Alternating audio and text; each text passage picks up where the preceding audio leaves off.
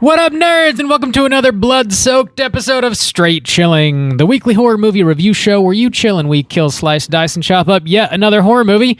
My name's Bob, and I'll be your host for the evening. This is episode number 343, recorded on Thursday, October 28th, 2021. Tonight, we're going to be talking about the winner of the October poll pick, which was the original Carrie from 1976. Before we get into it, let me introduce everyone else on the show. First up, calling in from Washington, D.C., we got our boy, Randy Gandy G. Landy. What's up, man? How's it going, buddy? Very, very well. I'm excited to talk about some dirty pillows with you. You always are. There's something about that topic that just draws you in. I don't know what it is. The filthiest goddamn pillows on earth. Next up, we got our boy Soju calling in from South Korea. What's up, man? What up? It's your boy, Cassie Stains. Cassie? That's the titular Cassie, of course? Yes. It's the star of this movie. Absolutely. Last but not least, making her triumphant return to the show, everybody welcome back Nicole from Light and Shadow Podcast. What's up, Nicole? Not much. I'm back in the Sunshine State for a short period of time. Just in time for the holidays. No, I went to Halloween Horror Nights instead. Okay, gotcha. Yes. Good choice. So, more on that later. More to come. Fat Cole. Yeah. Awesome. Well, thanks so much for sitting in with us again, Nicole. For those who might be new listeners, why don't you take a minute and just tell them about your own spooky show and where they can find you? Sure. So I am the host of the Light and Shadow, a horror podcast, and you can find it pretty much everywhere you find your favorite podcast. You can also find me on Facebook and Instagram. I also recently started a YouTube channel that specifically has storytelling episodes because most of my episodes are me just, talking about my favorite horror movies and topics in horror. But occasionally I like to do a spooky story, and so you can find me same Light and Shadow. And I actually just released one a few days ago. I recorded The Occupant of the Room by Algernon Blackwood, which is a classic horror story. So it's a pretty good one for the spooky season. So go check it out. Awesome. Yeah. Slam it into your ear holes. Yeah. Nicole has a very soothing voice. I do like to throw those on sometimes just to, when I'm walking around, kind of turn my brain off. Your horror-themed ASMR for the day. Yeah, it is. Soothing. Thank you, murder. You do a good job, yeah. Spooktacular ASMR. Yeah. Let's jump into some housekeeping real quick here. This is going to be your final reminder of our November poll pick, which is currently posted on our Patreon website. If you support us at the $5 level or above, you get the chance to vote on a movie we're talking about this November. The theme for November is Bride or Die. The three movies to vote between are Bride of Frankenstein, Bride of Chucky, and Bride of Reanimator. Oh, Bob, please tell me Bride of Chucky has changed its numbers really quick. No, bad news, man. We're probably talking about Bride of Chucky. There was a small group on Slack who was trying to fight the good fight. Yeah. I wasn't interfering this time. I wasn't promising anything. Wasn't campaigning. I was just watching from the sidelines. I think you've used all of your bullets on other things anyway. I think you've used every play you got. Your bad will is gone. You've used it up. Yeah. All right, then. Looks like we're talking about Bride of Chucky next month, huh? Yeah. You don't know what death is. Mic drop. Make sure you get your votes in before the end of October, and we'll see what we're talking about this November. In other Patreon news, we've been dropping a brand new minicast every Friday throughout the month of October. At the time of you listening to this podcast, you'll also be able to listen to Juice's minicast on Don't Breathe 2. You want to tantalize the listeners real quick, Juice? Don't breathe deuce. Don't breathe the deuce. I try not to as much as possible. A couple of months ago, I had mentioned that I stumbled into the theater one day and decided to watch Don't Breathe Deuce. And it's I've got some strong opinions on it, I believe, that not everyone shares. So it might be like nothing I'd ever smelled before in my life. Yeah. That's perfect about Randy. Yeah. So yes, it's the first one came out 2014. Fede Alvarez, and he produced this one. Don't Breed Deuce. Maybe 2014 was Evil Dead. That is but still funny. Every time you've said it, it made me laugh. That's if memory serves, Nicole, weren't you on the episode where he covered the original Don't Breathe? Oh yeah. Yep. Shit. That was the first time I met you guys. First time I was on. It? Yeah, Oh my God. Wow. And that's awesome. David was even on that one. Yeah. I remember David coming. Yeah. Yeah, he got the random invite. I was like, "What? You're gonna talk about a horror movie with me?" Especially that one. Yeah. You were the filter. You could have stopped it, but no, they went ahead. Wow, it went pretty great. What episode was that? That was like way before even 100, wasn't it? No, yeah, that was before 100. I'm pretty sure. Was it? I don't know. I could be wrong. I want to say it was maybe I'm wrong. Actually, you know what? No, because it was after we had like lost a bunch of members. Yeah. Yeah, it was just the three of you for sure. Okay.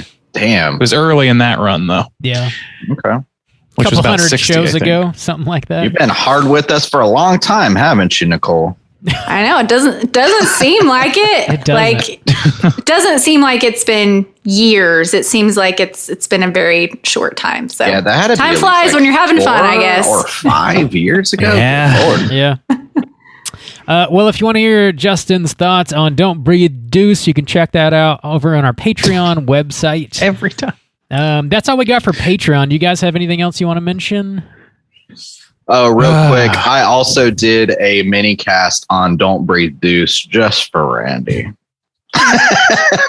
You just wanted to say it one more time? I just wanted Randy to get one more little chuckle out of it. Oh, God, yes. Come with me. This one's for Randu. All right. I think our houses are collectively clean.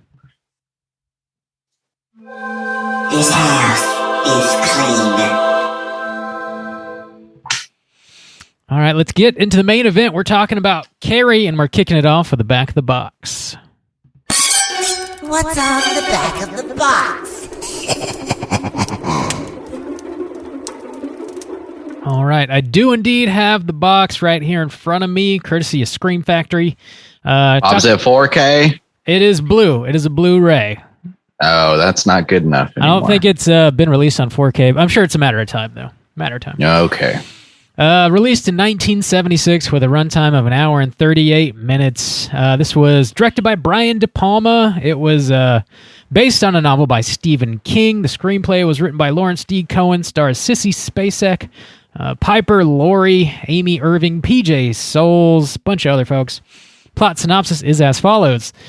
As I just said, based on the best-selling novel by Stephen King, this absolutely spellbinding horror movie has become a pervasive pop culture touchstone for anyone who's ever wanted to get even. Sissy Spacek and Piper Laurie deliver Oscar-nominated performances, and John Travolta and Amy Irving are terrific in this ultimate revenge fantasy that has become one of the all-time great horror classics and is now finally offered as a definitive 2-disc collector's edition Blu-ray. Whoa! That's the kind of stuff you don't get when you fake the back of the box. That's Rob, right. Yeah, don't peddle your goods on our segment. I get Don't kickbacks. peddle your goods on this podcast we made together. How dare you? Don't do that. How dare you use this for personal gain, this personal project of yours. Right. Here come the standard weekly questions. Have you seen this movie before, and would you recommend people check it out? Nicole, you are our esteemed guest. Would you do us the honors and start? Of course.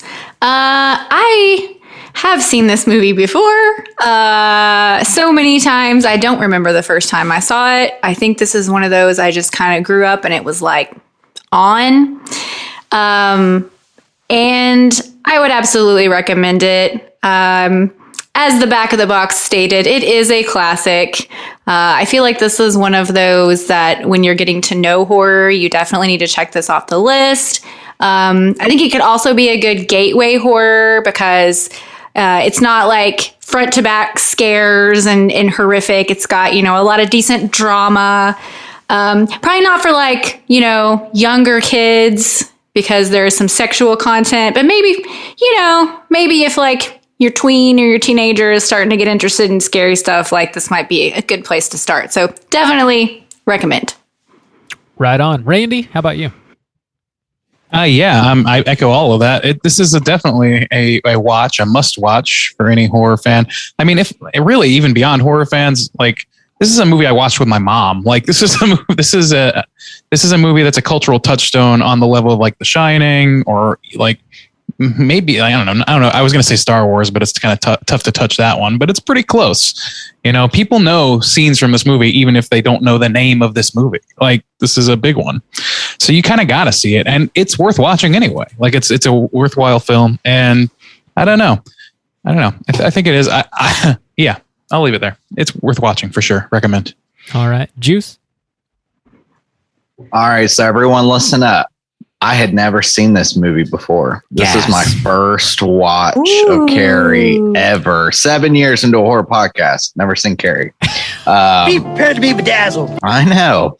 Which we've done that a few times. I'd never seen My Bloody Valentine. We covered that this year. Wicker Man covered it this year. So knocking out some big classics for me this year. I would recommend this as a first time watcher who like watches horror like all the fucking time and everything like that. No nostalgia involved with this. This lived up to the hype for me. I was like thoroughly invested in this movie and the story and this character from beginning to end. I was really impressed with it, even though, you know, like everyone else said, it's a big cultural thing. So like I knew the gist of like what was going to happen and, you know, where it was headed and stuff like that. And I was still like completely engaged. Had no idea John Travolta was in this. That's how oblivious I was. I don't think he did.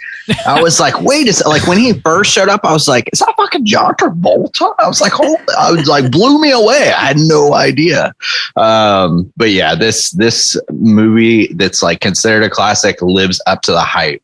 And I think that's why this is kind of like important, because we always say like, oh, if you're listening to this podcast, you've probably seen Jaws or you've probably seen Friday the 13th. Here I am, fucking host on here, never seen Carrie. So, I mean, I think it's worth mentioning that not everybody's seen all the classics, you know? Can't watch everything. I would recommend. Yeah. Everybody's got their gaps. Yeah. Bob? Yeah. What about you? Would you recommend people check out Carrie? Oh, yeah. So, I mean, this won our October poll when the theme for that was classics. So, I mean, this movie is definitively a classic. It's because of us, because we put it on the poll. We said it first. It's our Oprah book club stamp that made that true. Straight chilling. We made it a definitive classic. Yeah, it took till 2021 to ever be called a classic. It's a much overlooked film, of course. I'd only ever seen this once prior, maybe like 6 years ago or so. So I definitely came to it very late. So there's no nostalgia involved here for me at all. It's just a great movie. If you haven't seen it, definitely treat yourself to it. I don't think you'll regret it, especially if you're listening to this show. Definitely worth your time. That is a rousing recommend from all four of us. Slam your eyeballs into this movie because we're going to spoil the shit out of it. Here comes that spoiler warning.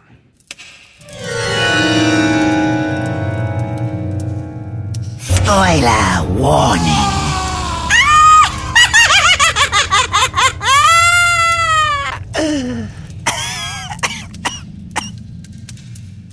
Alrighty. I do have the extended plot typed up. Extended plot synopsis. That's a word I was not prepared to I'm actually just going to read the entire novel written by Stephen. Thank you, Bob. Stefan Kang. I'll be back. I'll be back in 3 days. I don't think it's that long. But yeah, let me blast through this plot real quick. 16-year-old Carrie White lives alone with her extremely religious mother. She is very shy and she gets bullied at school. After getting her first period in the shower at gym class, she's terrified as she has no knowledge as to what is happening to her body. Her schoolmates throw tampons at her and shout, "Plug it up." When Carrie gets home, she explains what happened to her mother, and her mother says her menstruation was brought on by sin, and she throws her in the cupboard, tells her to pray about it.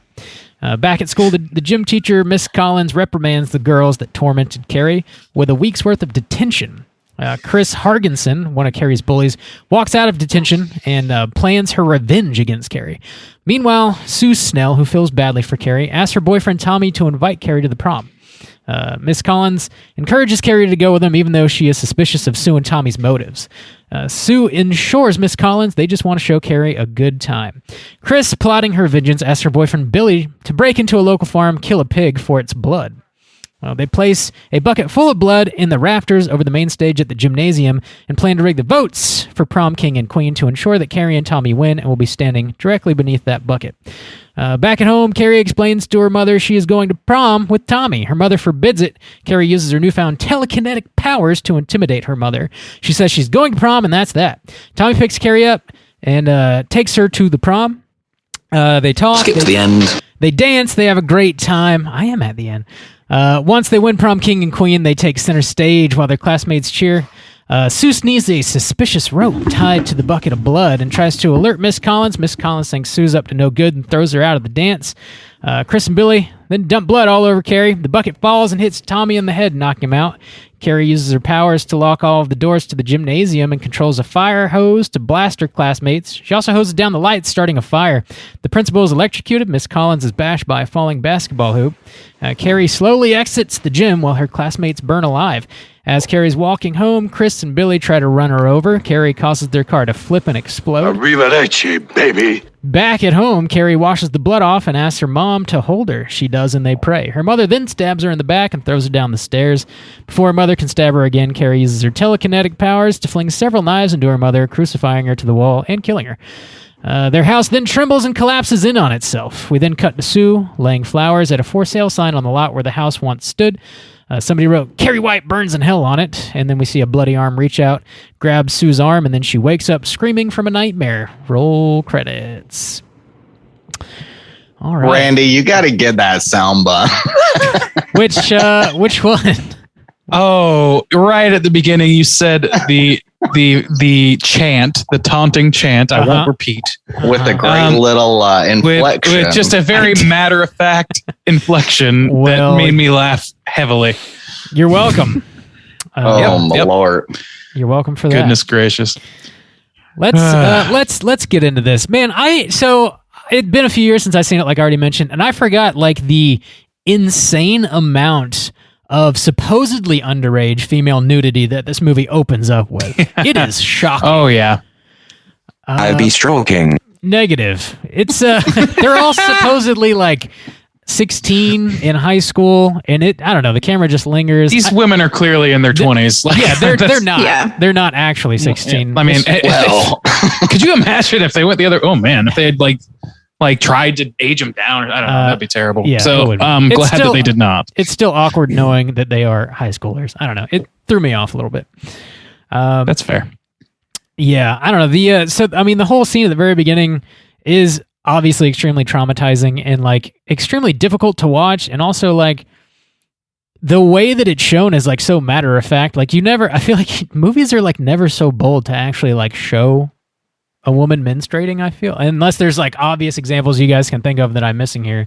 Like this is the one that I can think of. Well, I mean, for that, especially for 1976.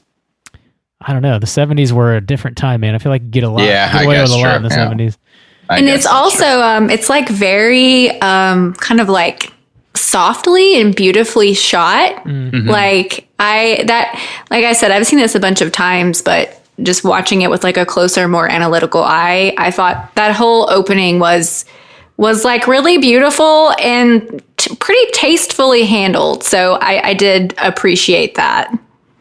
And not just that, Nicole, that's a good point, because the thought that I had when that scene, it is like soft in like the way the lighting's done, but also in just her body movements. There was a movie we watched, I feel like within the past 2 months, and I watched it. Oh, it was Jacko, I think, because Alice was like, who really showers like that or whatever, right, yeah. Where they have a scene where she's just like soaping her boobs over and over again.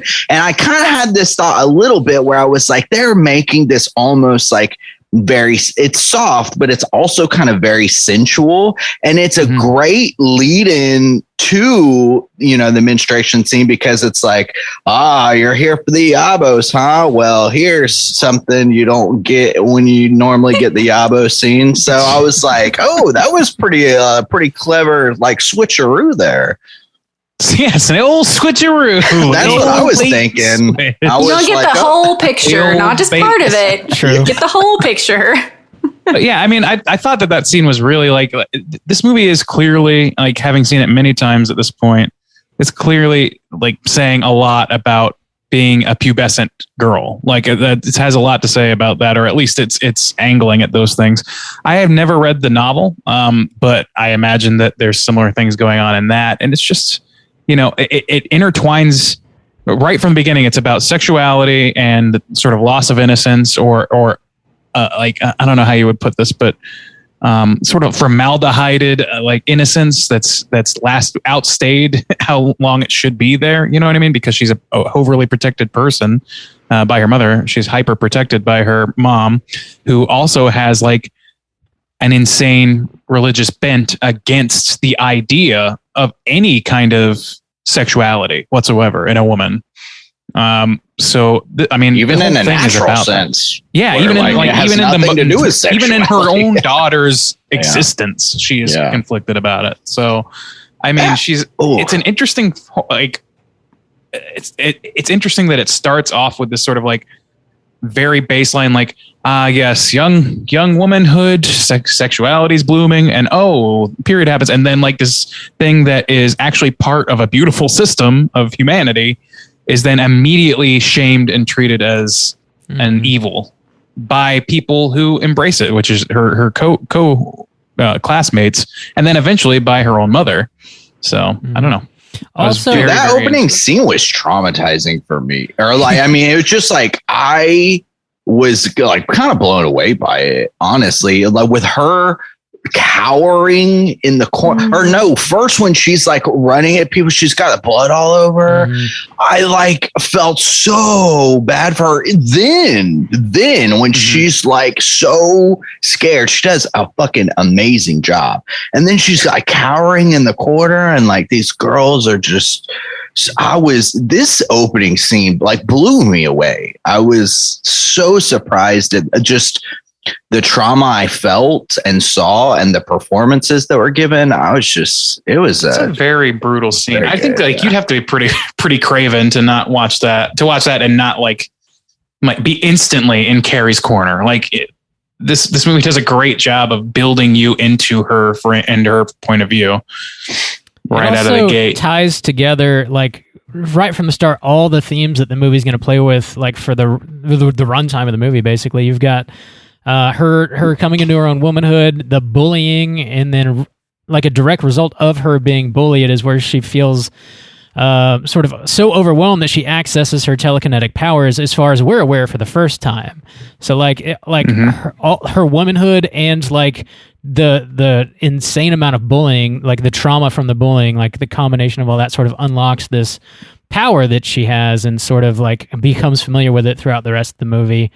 And it seems like, for the most part, she's like actually a really level-headed teenager. Like, even though she knows she's got this power that nobody else around her has, and she can do whatever she wants. She can move things with her mind, but she's got this level head to where like she only really uses it like when her mother is flying off the handle and she needs to like subdue her, or she's being like, you know, at the end covered in pig's blood and like absolutely humiliated. Like, I don't think anybody could really handle that very well. And it almost seems at that point that she's not in like full control of her powers. She's almost just sort of like disassociating, and it's just she's naturally doing it at the end. I don't know if maybe you guys read that differently, but I like how like right from go, like all of these different themes are like laid out before you, and you get to watch them develop throughout the runtime of the movie.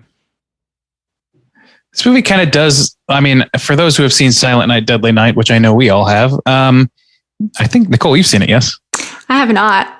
Oh, okay. Well, please watch it. But it's kind of like one thing, I bring that up. Yeah, I bring that up. I love that movie, but this movie does something that movie attempts poorly, which is to sort of build in like sort of like every road leads to this moment, right? Like every single event that happens in this movie is all pivoting and just colliding into this central point moment. And that's what that movie tried to do, but it did it really badly. And it was very obvious that they were like faking traumas. The performances weren't good enough to sell it. This movie does it does that with such amazing capability.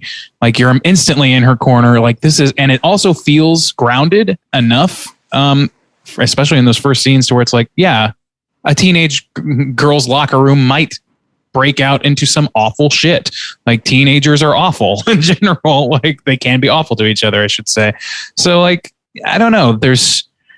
I just want to praise it for that. Honestly, I just kind of want to gush about how good that is. Like there doesn't seem like there's a lot of fluff in this, and the fluff that they do have is stuff that I will critique this movie on for, which is kind of the DePalma stuff where they're like hunting for dresses and stuff and like doing like the crazy split screens. Is like, that's the part of the movie that always distracts me because it always feels like it's like the most aggressively 70s part of any movie I've ever seen. Like it's just hyper 70s. It feels like a scene out of The Love Boat more than a movie. Like, I don't know. Did anybody else get that impression from those? Was it distracting to you at all? Because most people don't seem to bring that up.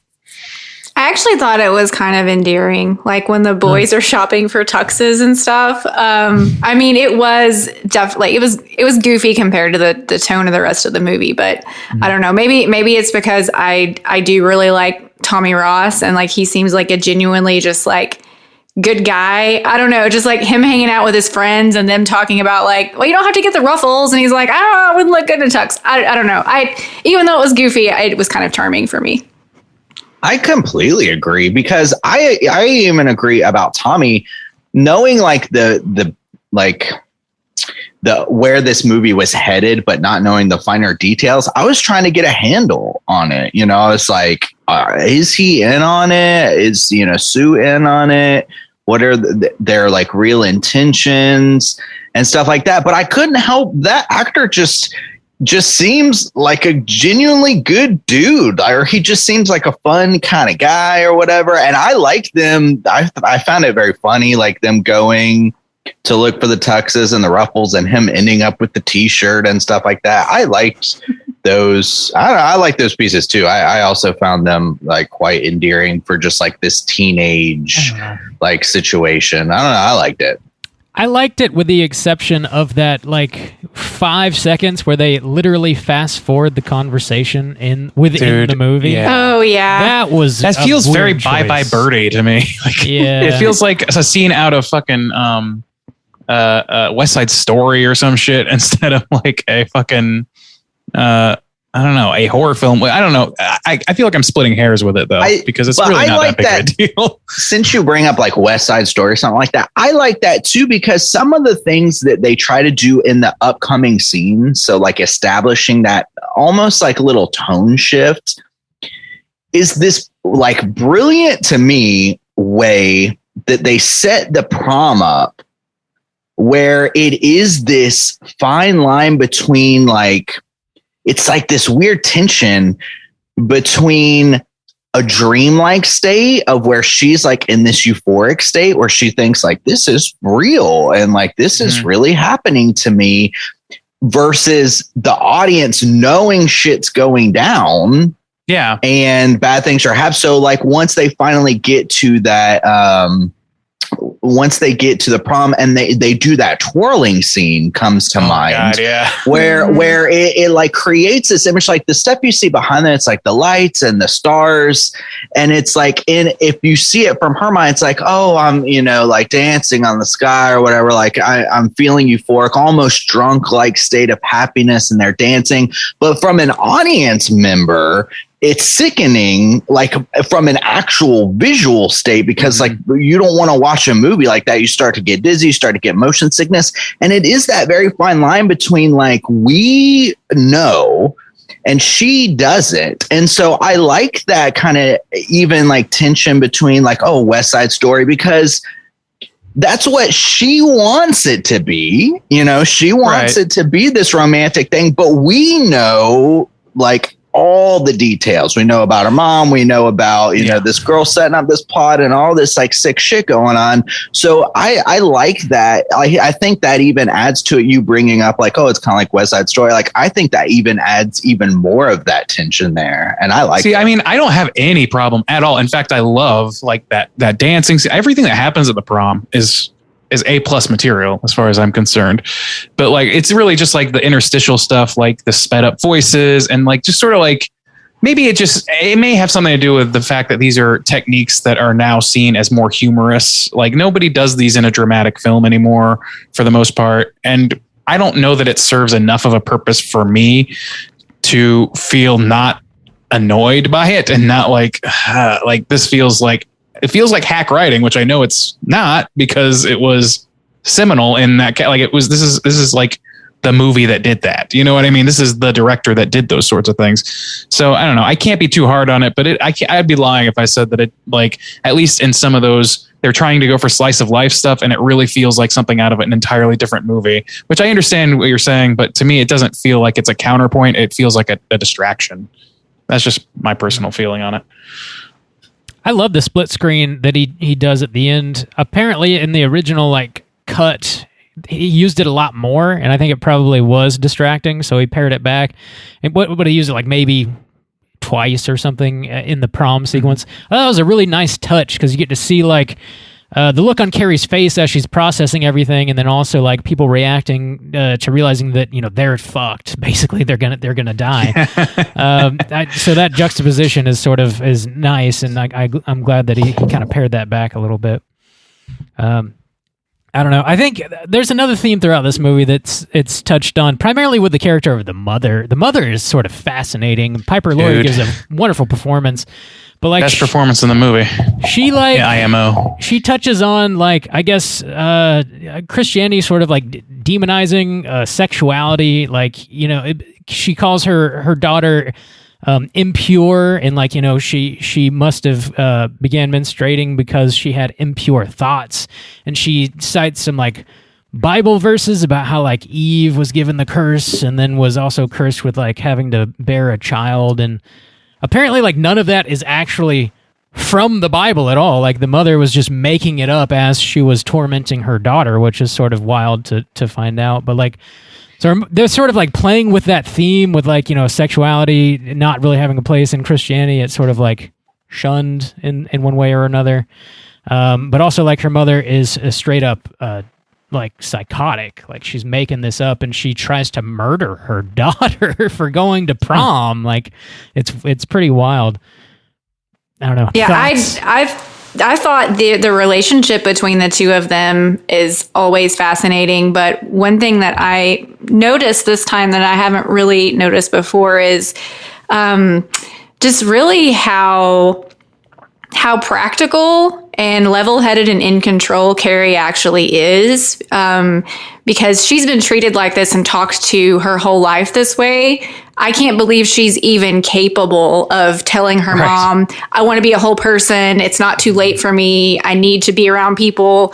And then even when her mom says no, and she shuts her down and she said, I'm going to the prom. I don't want to talk about it anymore. I was like, damn. Wow.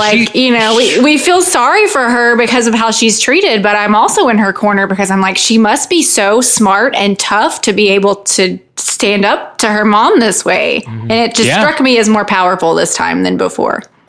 I completely agree. I had the same reaction this time around where it was like, you think of Carrie and I think of like, when I think about her in the abstract as, having not seen the movie in a while or whatever, I think about her like being taunted, being belittled, being locked in a room and forced to pray and being beaten and all these things.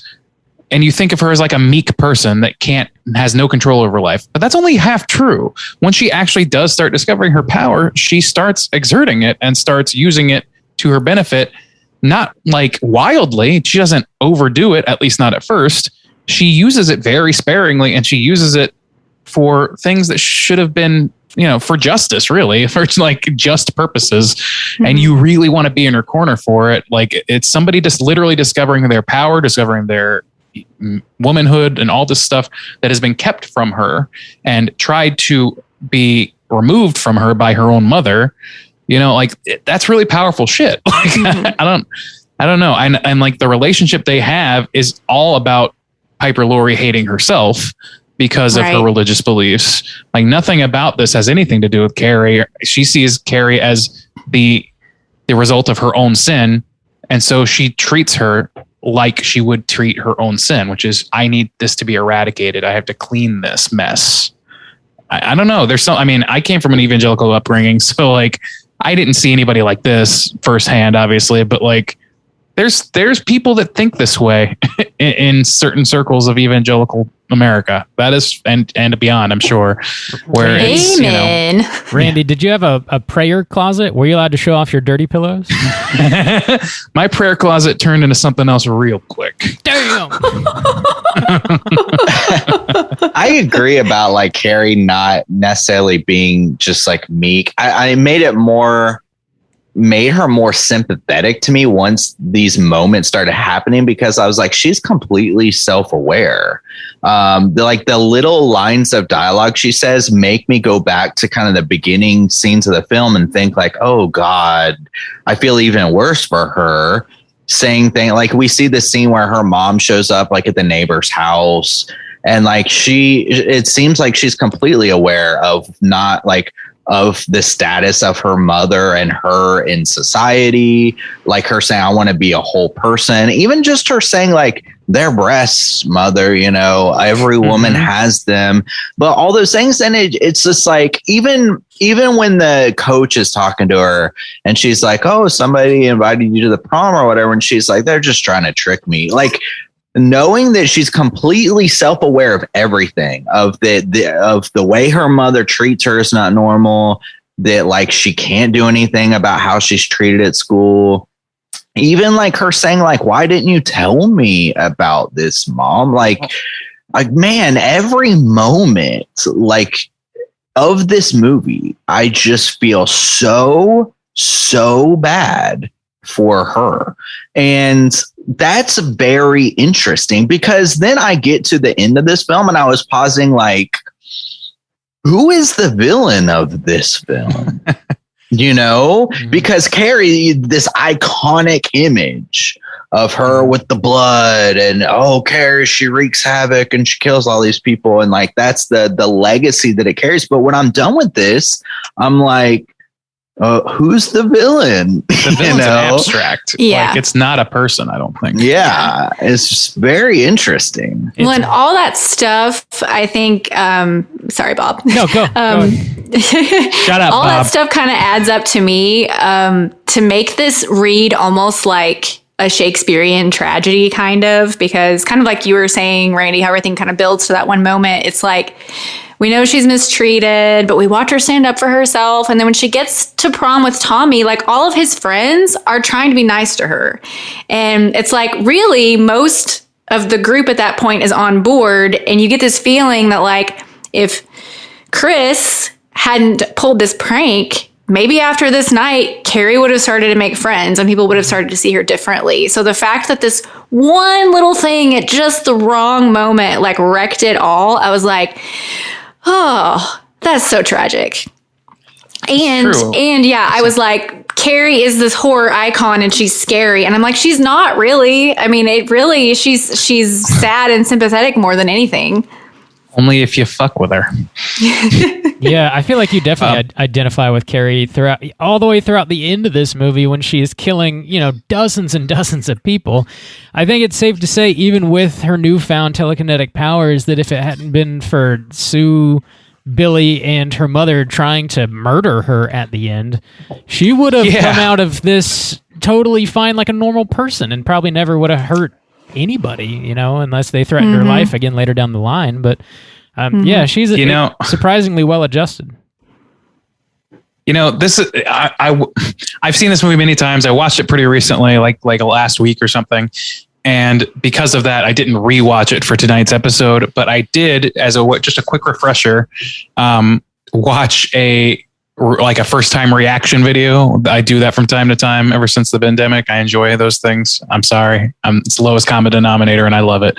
But I watched this girl, Alonda Parker, watch this movie, and she's been watching all these horror movies. And I was like, okay, well, I'm watching Carrie. This will be a nice refresher for me. And her reaction was really interesting to me because it showed her, like, first of all, she didn't have any idea that Tommy and Sue. and Sue. Yeah, Tommy and Sue were on the level. She thought that they were part of the thing. And then like right at the end, she had her mind fucking blown. And I was like, I wonder how many people felt that way. Even this is the person that knew very well. Yeah, you did. Okay. So like, this is like I know that it's like supposed to be in question, but to me, I guess because I've seen it so much, it seems so natural to me. Like, oh yeah, like I watch it every time and I look for them being like regretful and, on the level and everything. But like the whole thing that happens at the end, I was watching this happen and I was watching this woman react to this. And I was like, you know what? Carrie doesn't know this. Never really thought about it, but she thinks she was invited here for this purpose. So when Tommy gets his ass knocked out, like there is literally nobody left in her corner at that point. And the worst thing of all is that literally everything her mother has said about all of this comes 100% true. And the only thing she can do is like wig the fuck out. And she has this psychotic break, which, it's hard to blame her for. But at the same time, she's like murdering a whole school full of people, most of which did nothing wrong, and like with the exception of laughing, which was wrong. Like, and most people, I would say, I don't even think half the room was laughing. It was mostly just ball cap chick and like a couple others.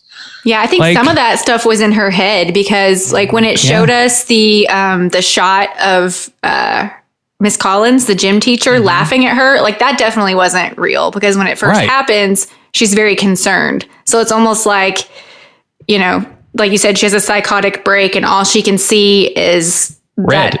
That's all she can see. She can only see like negative. She can't even see the people that are in her corner. Well, and that's what I was going to say is like what you were saying earlier, Justin, about what was it?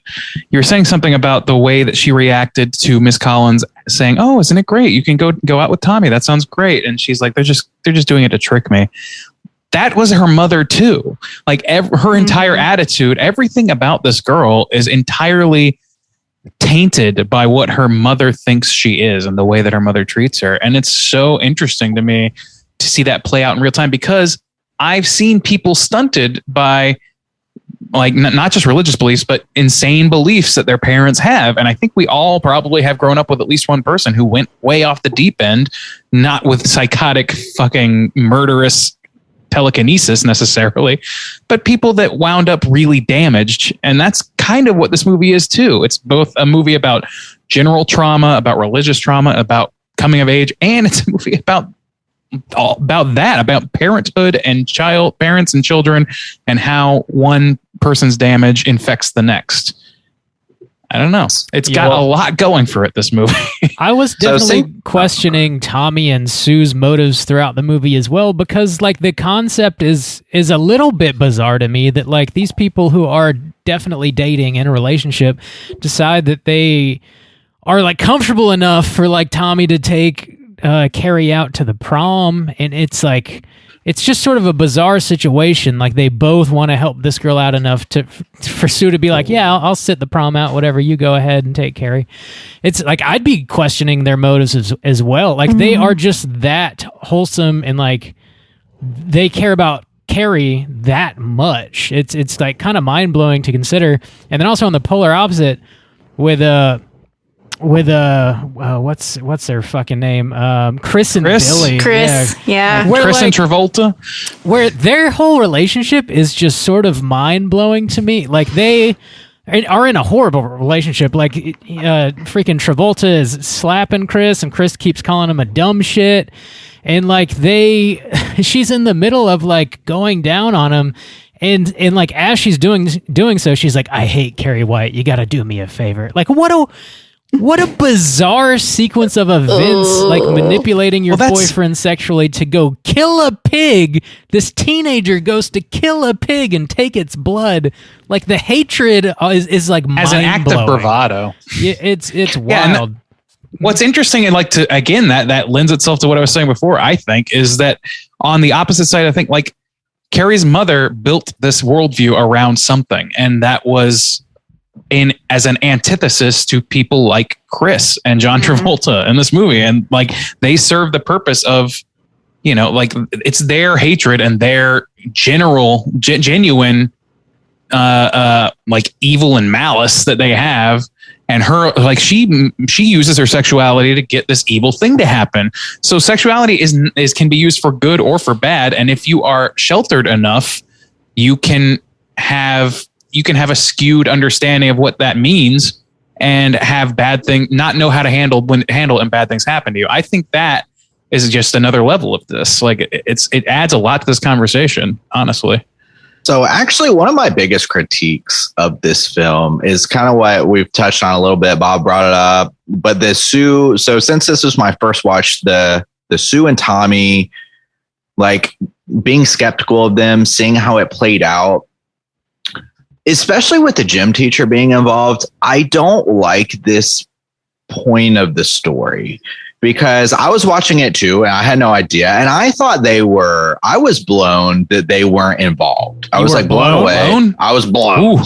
I was blown away that they were you have to that they weren't that they weren't involved, because okay, like, I understand the general motivations. We want to include her, and it was like kind of working or whatever. The problems I have is, though, like, what happens when prom is finished? Like, Tommy kissed her, and like, you can't, that's not, especially with the gym teacher being involved and like speaking to them and saying like, even saying like, you can't manipulate someone's emotions like that. Even if you have good intentions, you can't just be like, I'm going to take you out and make a magical moment and kiss you, and then go back to my girlfriend the next night and be like, hey, come join our gang, come hang out with our friends. Like, that's not okay. And that's why I was like, as it kept progressing to the point of the kiss, I was like, they can't be good. Like, they can't be okay, because even if it played out in a nice way, if they aren't involved in the blood, that's still really fucked up. That's like, that's not okay for the development of this girl who's, because then even if it just plays out, it's like, you have a girlfriend. Yeah. Like, well, you weren't really interested in her. That leads us to an important question that I have always had about the way this scene in particular was shot. I have read the book. I don't remember if I had this question in the book, but like, is Tommy interested in her? Because, at first it just seems like, are you having a nice time? And he's being kind to her.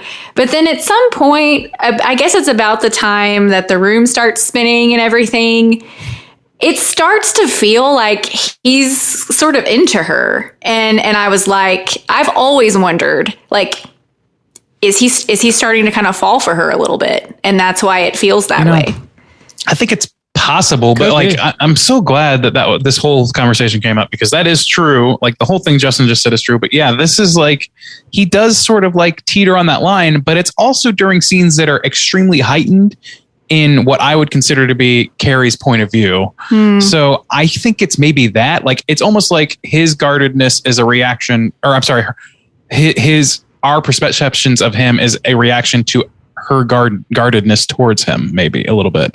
And then when that sort of drops away and she's fully embracing and just fully buying into the magical moment, that's when things feel the most right. They feel most Disney princess, like, this is what she always wanted. It turns out it's true. And maybe she has a future with this guy. But I totally agree with you too, Justin, because I don't think that whatever he actually feels for her at this point, which to my mind is probably something akin to like general, like, not necessarily, like romantic interest, but a genuine like, and he wants her to do well, like you would for anybody, really, like anybody you see being treated badly, because he has sympathy for her. You know what I mean? It's a sympathetic thing for sure, I think.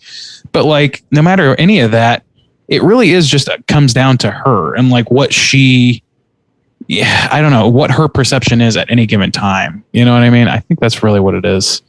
And also too, like, the character Sue was kind of, once I discovered like what was happening and her involvement in the ending of this film and how I was like let down by that, because I was like, I feel like I don't really know this character. And for her to make the leap of, I'm not going to go to my senior prom and I'm not in on this, and I'm going to have my boyfriend go with this girl and I'm going to feel all this sympathy. I never felt or saw that. It was almost them saying, like, you have to accept that this is who this character is. I never at any point, like, yeah, she kind of tells Chris off at one point. But other than that, I was like, what? Well, they're rooting too much in this character of Sue that I haven't actually seen. I think they want you to question her motives. If they gave you too much information, then you wouldn't do that. So there's no surprise. Yeah, I do too, but I guess making her this pivotal character at the end, even of like, oh, she's the one who's so traumatized, and we see her. I'm like, I barely know this character. She's the only one left. Yeah, she's like, I don't know. I think a second watch would do you good, honestly, and watching it, knowing what you know now, because honestly, like every time I watch it, I see her go. Even in the first scene, you can see her go from gleefully mean to, oh fuck, what am I doing? It's for her. It's a coming of age story for this girl too, in my opinion, where she is going from like just, going with the gang, doing whatever, just childishness really, to being a thoughtful person who's considerate, but it's still mixed with a healthy dose of naivety. And that's how I see the whole thing with Tommy, is like, she sees this as a way of getting back, but it's completely without foresight for what you're saying. Like, because at the end of the day, either they're going to have a love triangle situation, which I know she doesn't want. Yeah. And I don't think anybody expects, or Carrie's left high and dry with this one magical moment that's still tainted for her because it turned out to be based on a lie. But she does, like, this is also like, if you're taking this as like newly pubescent, in some cases teenagers, that makes sense that a child might be that naive and might be that guilt ridden about this bad thing that they've done because they're discovering that morality in themselves.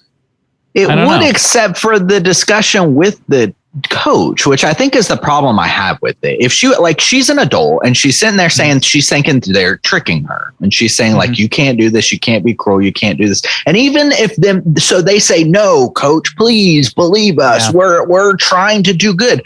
As an adult, you would say that's still not okay. Yeah. And like, she did. That's, I mean, I agree. Yeah. I agree. Ultimately, the coach can't really tell them what to do though. So they they basically say that. Yeah. The coach oversteps like crazy throughout. Oh my God. Movie. She like inserts herself in their lives so hardcore. And on top of that, she's out here like slapping every fucking 16-year-old girl in the mouth she can find. Can I tell you? Yeah. This girl, Alonda Parker, who I watched like experience this movie for the first time, referred to her as Coach Smack-a-Bitch, and I laughed so fucking hard at that because she hits like 3 kids in this movie. Man, it's so inappropriate. But when she slaps Chris, I was like, I know. Oh yes, that's bad, but he it's deserved real good. it. I was like, am I just becoming so crusty and old that I was just like, the most relatable character was this coach who was just like, fuck you kids, bop, bop, bop. And I was like, yeah, this is the person I relate to the most. Yeah. Not putting up with any of this I kept bullshit. thinking like, she is getting her ass fired. But to your point, Justin, like, yeah, that scene, that's the scene I always struggle through too, for that reason. But the thing about it that kind of keeps me from like completely souring on it is that I think it makes sense for the coach's character. I was glad to see the coach go and like confront this, because in my mind, it's like, this is the person that's trying to protect them. If that's really true, she'll go confront these people directly. She doesn't want to say that to Carrie. I understand that. And I just like the way that turned out on her end. But you're right to think like, these kids, naivety doesn't completely explain it. It's also headstrong, which could be chalked up to childishness too, but it's a bigger leap than just naivety. So yeah, I think that's fair to say. Speaking of Chris too, like I loved her character. Like I loved to hate her. She was so great, and like also I can't remember her name in real life, but. PJ? No, it's not PJ Souls. It is, what's her name? Chris is Nancy Allen. Nancy Allen. Okay, so she's been in several horror movies, but I think she's very young in this movie. And I was like, she's just so beautiful. And she has this just gorgeous 70s hair. I mean, she just looks the part and is just so hateable. Like, I really like all the characters in this movie, even the villains. Like, I feel like there's a little bit, you can like feel a little bit of a backstory, and like there's reasons why these people ended up this way. And I'm fascinated, even with the jackasses in this movie. I saw an interview with her. I might have been in one of those In Search of Dark. No, because that was 80s. I don't know. I saw an interview with her with Chris, or with Nancy Allen, who played Chris, and she said something to the effect of, people treat me like I was the villain of that movie. I'm not the villain of that movie. And it's like, I mean, you kind of were. You kind of manipulate. You blew a guy so he'd kill a pig so you could dump it on an abused child. Travolta's character is a piece of shit in this movie, too. He's like cruising down the street, like chugging a beer. He's spilling it all over himself. And then he throws it across the lap of Chris when a cop rolls by. And then she calls him a dumb shit, and he just like slaps her in the mouth. Like, everybody's getting slapped by everybody in this movie. Who are you calling a cootie queen, you lint liquor? One thing I found funny about this movie, which is the same thing that The Simpsons do, so I'm going to point this out since we covered Simpsons last week, is anyone who's supposed to be perceived as stupid has a noticeably thick Southern accent, which is something anytime The Simpsons, like they imagine their life in the future, but they're worse off. Like, I wash myself with a rag on a stick or whatever, is they're always talking in thick Southern accents. And in this one, Travolta has like a noticeably weird, like terrible, but Southern accent. Carrie has like a noticeably Southern accent, and her mom does too, but nobody else in the town does. So I was like, don't like that. Yeah, I think that's a pretty common thing in just general like media, where it's like, oh, you want to show somebody stupid or somebody's like not, up to standards of everyone. Just give them a Southern accent. Carrie is not stupid at all in this movie, though. No, she's not. Yeah. But when you're getting introduced to her, you're like, at first she comes off as like simple and stuff like that. Yeah, sheltered as hell. She's very naive, sheltered as shit. Yeah. So they want you to think her perception of her is as being stupid or whatever. Yeah, and then she fucks it up. Fucks it all up. Sorry. Yeah, I love Piper Laurie in this fucking movie. Like, speaking of performances, Piper Laurie is fucking phenomenal in this goddamn who's role. that? That's her mom. Okay. And it's just so good. Like, she uses like Southern Baptist cadence in all of her speeches. It's all fire and brimstone. Like, I've seen Manic Street preachers like that, not the band, that talk like that and do all kinds of crazy shit like that. And it's, man, I just gotta give it up over and over again for her, because it's so engrossing to me, and it hits a lot of like personal trigger points, I guess. I don't know. I just love it. I love the moment where she's at Mrs. Snell, Sue's mom's house, and she's trying to like give her the tract about teenagers for Jesus or whatever. And Mrs. Snell just gives her the money. She's like, oh, I want to give you a donation. And Mrs. White knows that, oh, this is go away money. And she just like turns around and opens up her little box and like puts the money in there and slams the little box. Like, I loved that moment. That was like so passive aggressively, like, fine, you don't want to hear about Jesus. That's the only passive aggression that she shows, though. Everything else is pretty outward aggression, which I was thinking about this movie in relation to the show Midnight Mass that came out this year. And like, there's a character in that, for those, I don't want to do it, like, it's not a big spoiler or anything, but there's a character who's very like not a good person, a piece of shit, really, who also is heavily into espousing the faith. And, that's, what I noticed about that is like, there's a noticeable difference in cadence in that show, that person is incredibly passive aggressive, and that's where most of her power comes from. But in this movie, it's, because we see her mostly with Carrie, it's a very insular life. She just she's buck wild with Carrie. She's a little bit more like passive with other people because she needs to get by in the world, I suppose. But I just noticed how like starkly that contrasted to me, even though they're more or less the same, driven by the same things in a lot of ways. My favorite oh, go ahead, Bob. I was just going to say we kind of got to start wrapping up here, but I did want to touch on the ending before we do that because I think it's important. The collapsing of the house, like, at this point, Carrie is essentially like crucified her mother. She's bleeding out on the kitchen floor. The house starts collapsing on top of them. Like, how do you guys interpret that? Like the house falling in. Why is that happening, do you think? Well, Justin, you answer that. It's your first time seeing it. I want to get your bald I impression. really like this ending. Yeah. I'm glad you brought it to the ending because I didn't really like it. Especially like the house collapsing on itself.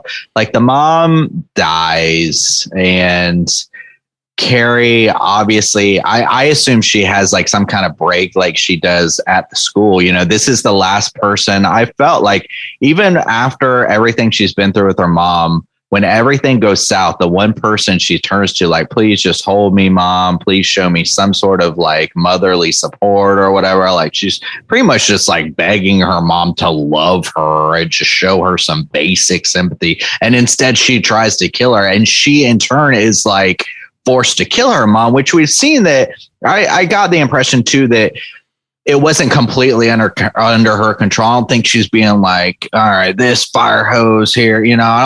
I think it's like it makes it seem like it's a reactionary thing. Almost like everything that she moves with her mind has to do with like her emotion, like dry. Like it seems. So when you kill your mom after you've begged her to love you and you've had the night you've had, I assume she just brought down the house on herself. Bringing down the house. Mm-hmm. Yeah. Yeah. I mean, I was watching it this time and I mean, I'm sure I'm not telling any old fans of this movie anything they haven't noticed already, but like she comes to her mom was right about everything, right? Her mom has been right about everything. She comes to her mom. She just wants the sympathy and a chance to relieve her transgressions and be loved by the one person who was ever truthful to her. And that person literally stabs her in the back. And her reaction is a fight or flight response to this person that has also abused her for years to crucify her in the manner perfectly symmetrical to the crucifix that she has prayed to in her little hovel. And when she finally comes back to her senses and sees what she's done, again, her mom was fucking right. She was sitting there and her babbling, telling her that I should have aborted you. I should have killed you when I had the chance. That sort of shit. You're an evil child. You're a product of sin. You're a demon. Like, and she's now murdered her mother and crucified her. Like that is the ultimate I've become the monster moment. I saw that as like super impactful, especially this time around because it was like just hitting me extra hard. How much that feels like everything that's happened to this girl, it led to all of this moment. And it really is just this fucking Aurora Boreas of pain. And the only option that she sees at that point is to bring down her own life and just go down with the goddamn ship because she is still conflicted. She's still, because she thinks her mom was right about everything. She thinks, shit, I am a demon. I have to die. Like, that's how I see it anyway.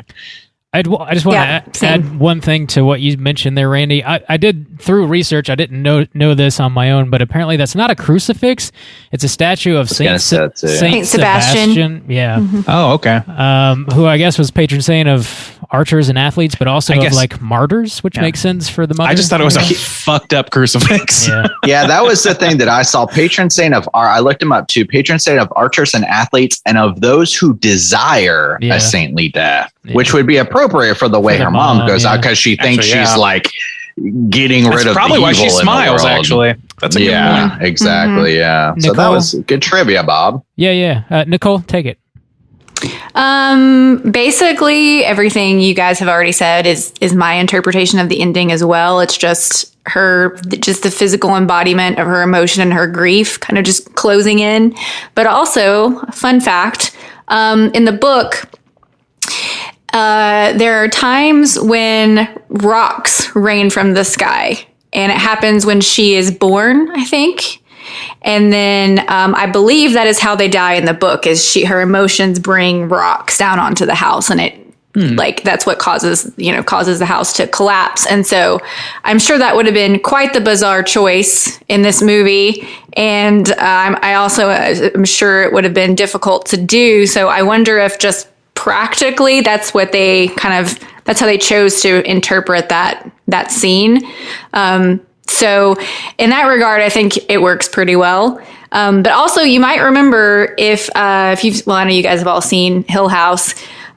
There's a scene where the mom is talking about how one time when she was a child, it was after her dad died, and she comes home and she's crying, and she cried so much that rocks rained down onto the house. And so I always assumed, because Mike Flanagan is a big Stephen King fan, that was his little homage to Carrie. Nice. Yeah.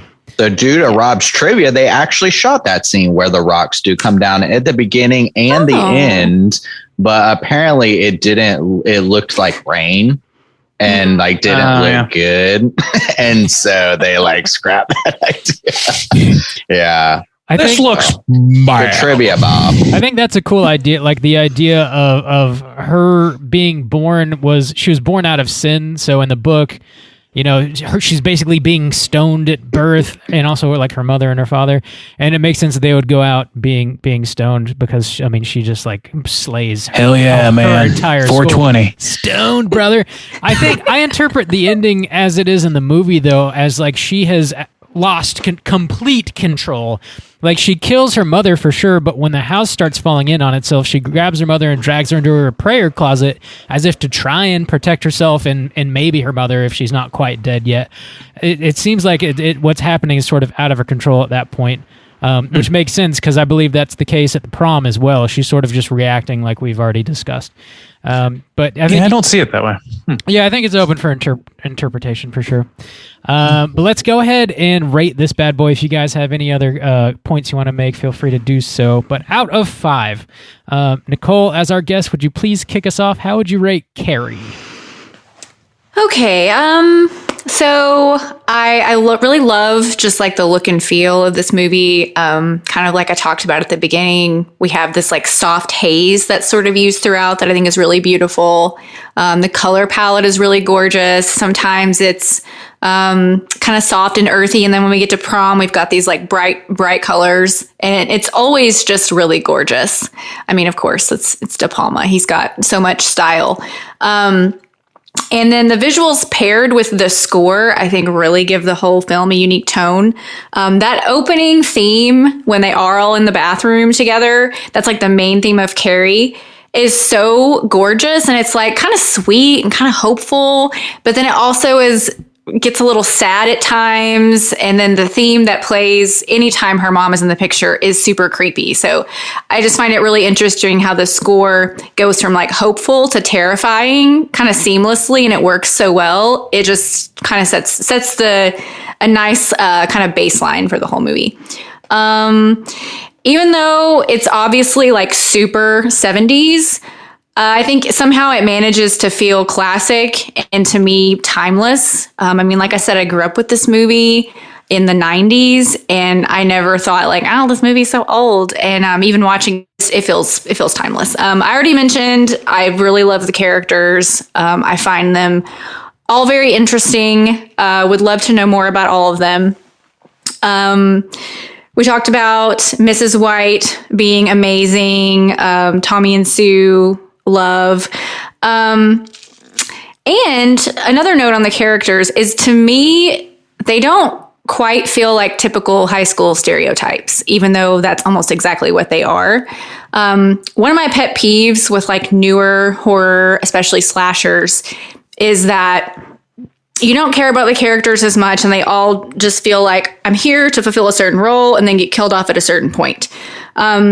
But the older movies from the 80s and especially the 70s, I feel like a lot of times the teenagers do feel more real, they feel more established, and we actually want to root for them. And I think that Carrie is a prime example of that. So overall, it is a classic. I don't really have much to criticize about this movie.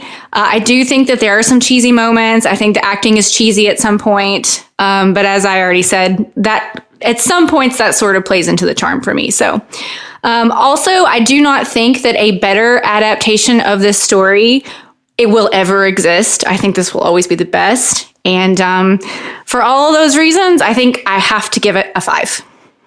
All right, a 5 from Nicole. Juice, why don't you go next? How you feel?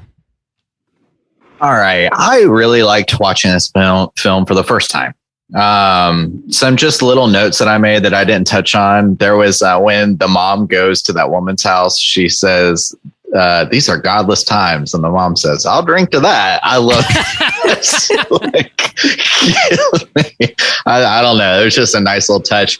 Also, touching on the tuxedos and everything, the fucking bow ties in this film are ginormous. That was cracking me up. And again, I'm just not a big 70s guy. And I was watching this film. I was like, even though this film is great, anytime I watch a film from the 70s, especially focusing on teenagers, I'm always like, this looks like the worst fucking decade to be a teenager. Like, every time, or just to live through.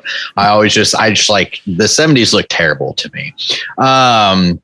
There was one more thing I wanted to touch on before when we were talking about the mom is my favorite scene from the mom was more about just the kind of relationship too, was when she's kind of found out, where she starts to panic that Carrie is actually going to the prom, where the kind of facade melts away a little bit. And she realizes that she doesn't have control, that her daughter is leaving her and stuff, because it echoes like almost kind of a real relationship that people feel, oh, my kid's growing up, they're going to prom. You normally treat it with like love and some kind of sympathy and stuff.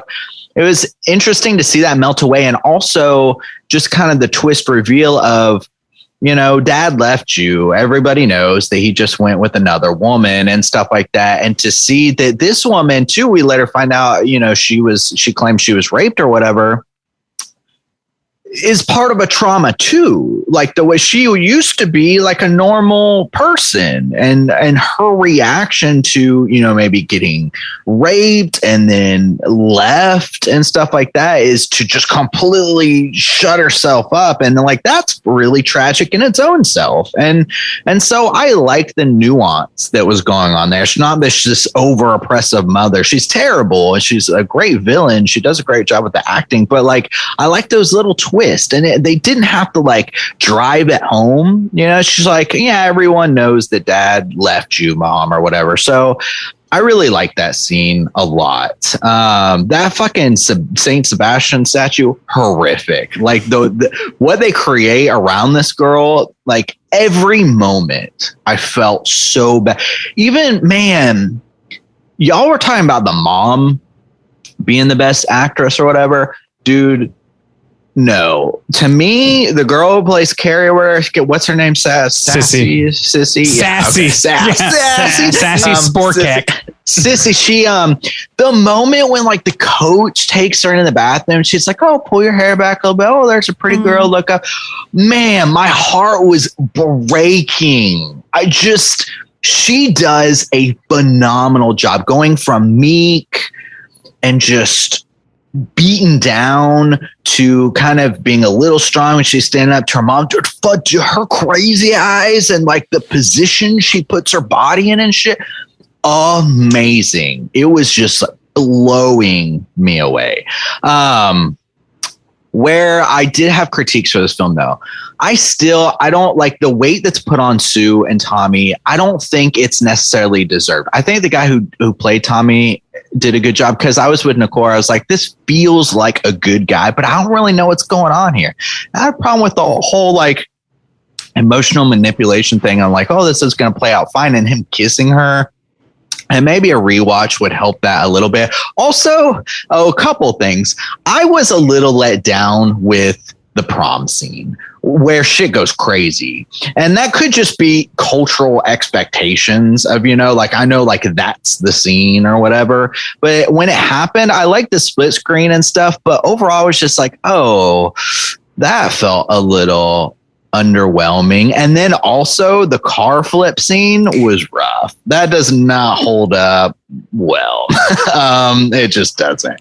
I was like, and for those characters to kind of go out like that, like, oh, we're just gonna hit her with our car, it's like, I don't know. I just didn't like that too much. So the thing is like Carrie and her mom were amazing.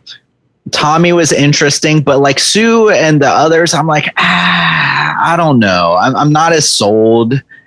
And the overall plot kind of bothers me with like her manipulation and stuff like that. So I'm going to end it with a 4+. I looked, all the girls, even though they're playing 16-year-old, 26, 27-year-old. So I'm giving half star for those yabos. That's going to end it at a 4.5.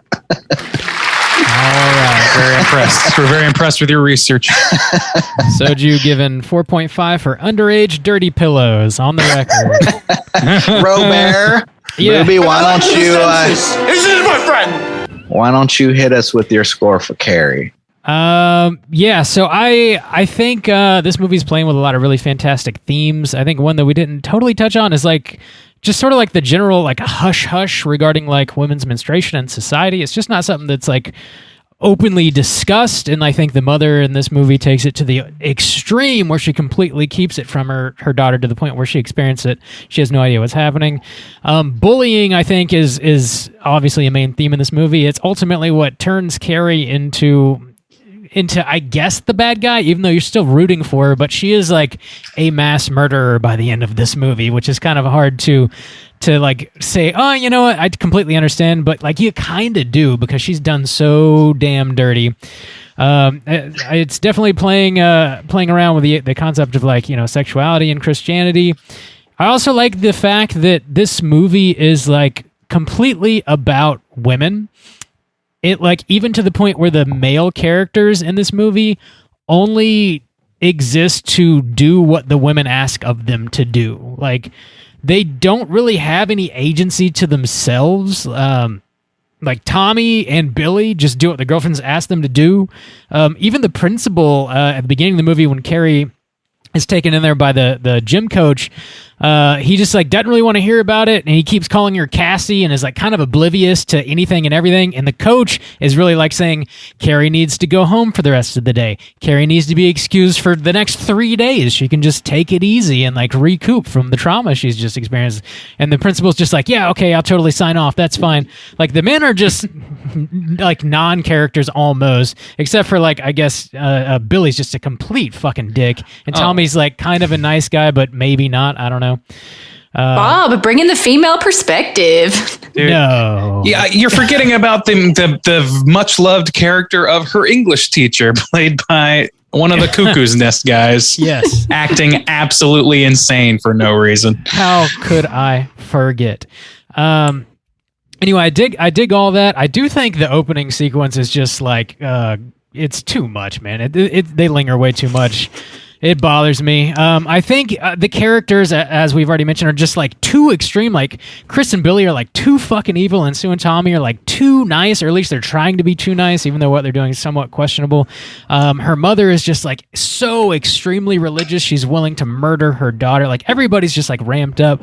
But like ultimately, I think it does make for a more entertaining movie. So I'm sort of conflicted in that, being like positive or negative.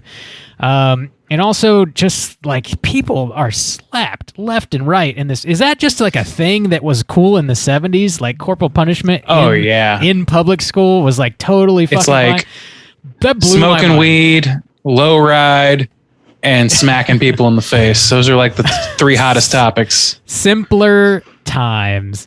I do really love this movie, but I don't think it's a perfect film. I think I'm going to land it at a 4.5, same as Juice. Randy, how do you feel about Carrie? Well, I mean, I do have some critiques as well. The thing with Sue and Tommy, thank you. The two of them like hatching this little scheme. Like, even though for years, like it's gotten so to the point where I don't even see it as like anything other than them being like altruistic. Looking at it that way is problematic, like Justin said, because it leads you to believe that they're still lying to her and emotionally manipulating her. And that does bother me. But to my mind, you can chalk it up to, and I choose to, I guess, chalk it up to naivety and hubris of being a kid. You know, these are people that are learning how to treat people right as a well functioning adult might, but they're not there. They're not there. I can live with that, especially because to me that enriches the coach character quite a bit, and that adds so much to the prom scene where Carrie's freaking out, where literally the coach in herself actually causes the pig's blood to drop in her own way by stopping Sue from stopping it based on her own suspicions. So it's just this like perfect storm of people, good intentioned people, all being vexed by the one or two evil motherfuckers in the room, and the most sheltered among them being totally ill-equipped to handle that and therefore causing havoc. I don't know. All that shit just really, really works for me. But what doesn't work for me is, Nicole, you said this movie strikes you as timeless. I could not disagree more. This is an excessively 70s film to me, not just in style, like in like dress and hairstyles and things like that, but in filmmaking style. Like, you don't see movies that do some of these things anymore. I mean, not that I'm complaining necessarily, but like when it comes to the scenes of the slice of life stuff, it feels so dated as to feel like I can understand the timelessness of the story itself, but the timelessness of the aesthetic is not there for me. Even like you mentioned, the soft focus, that's kind of like a 40s thing. Like, that's like showing women in soft focus so that there softens their features and makes them more beautiful or whatever. That's an old technique. And nice, so even that woman, that's what I want. Yeah. I like a woman that's not exactly in 2020, no, but I don't know. I that's like that. For me, even as a kid, I was like, man, this dude looks like he's wearing a poodle for a head. Like, what is this? Oh man, I love his hair.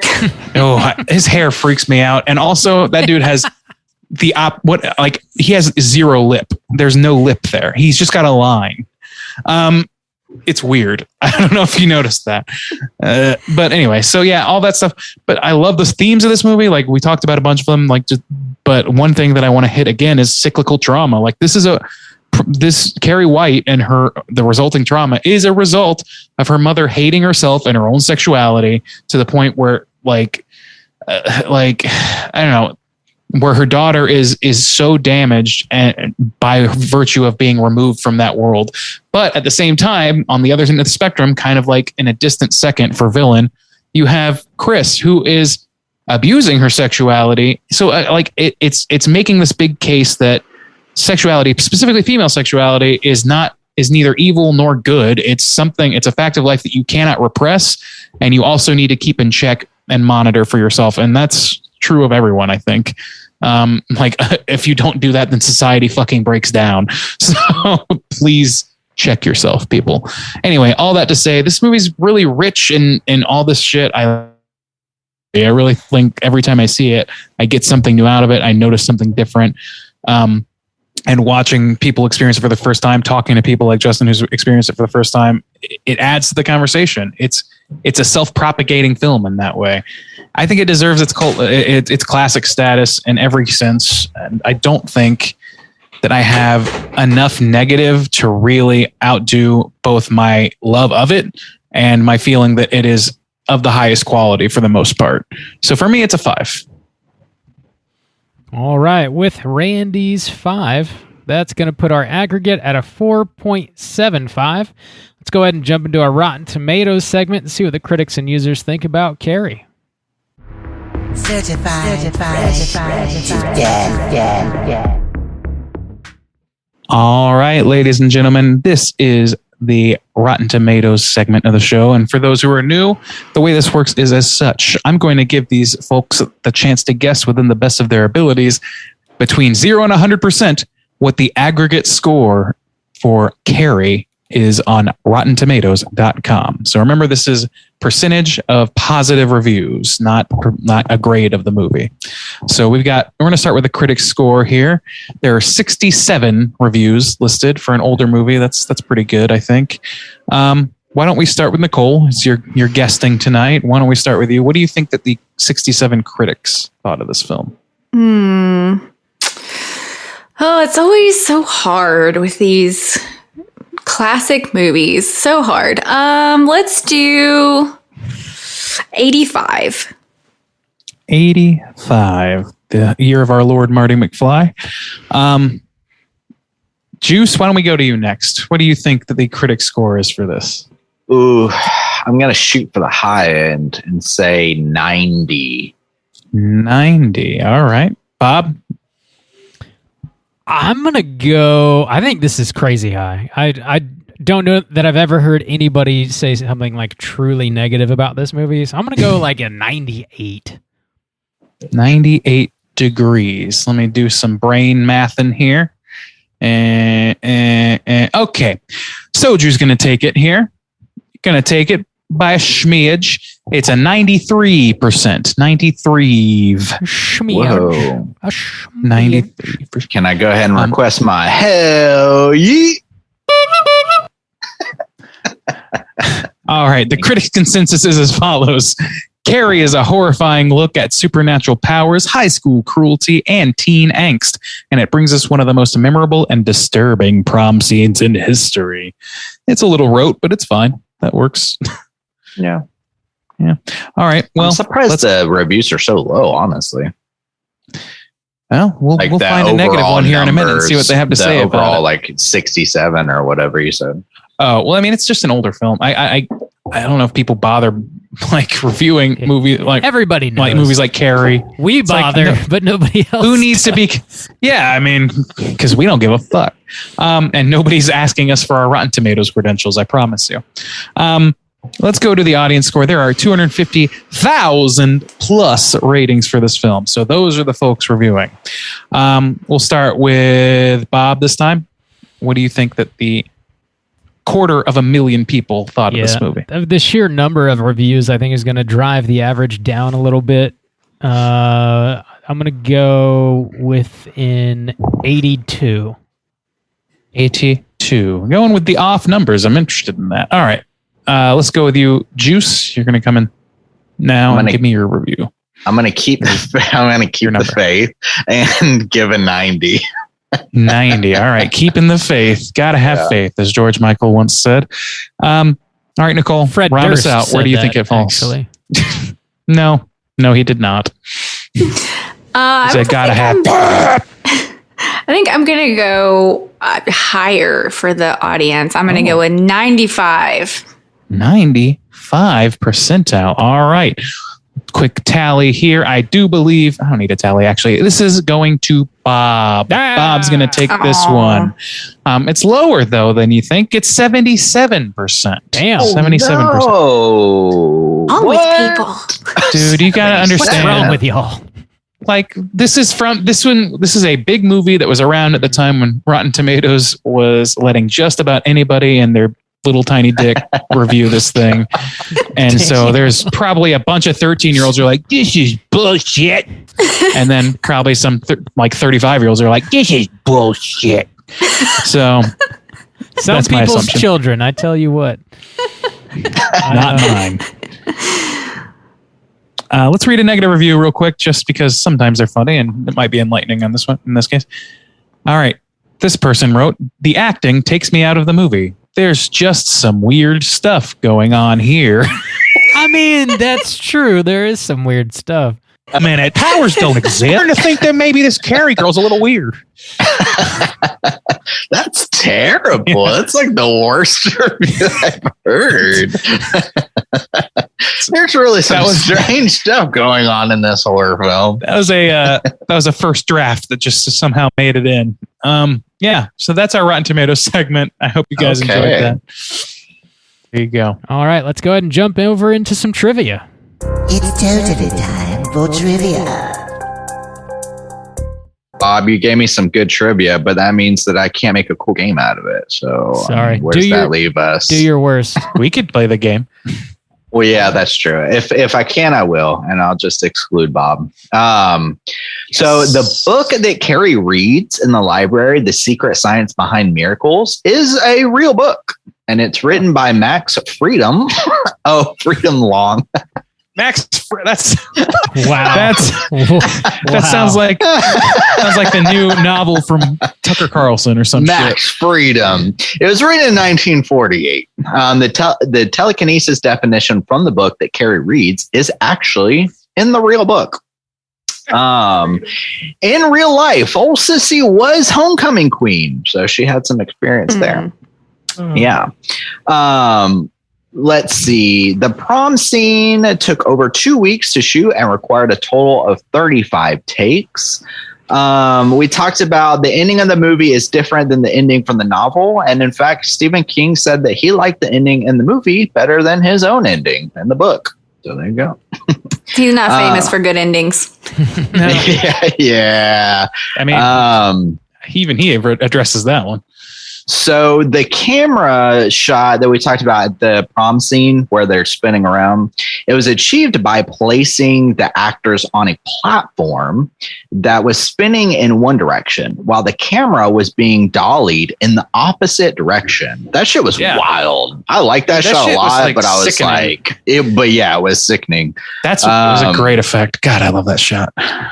So when Sissy was preparing for her character, she isolated herself from the rest of the ensemble, decorated her dressing room with heavy religious icons, and studied Gustave Doré's Illustrated Bible. Am I saying that right? I don't know. Illustrated Bible.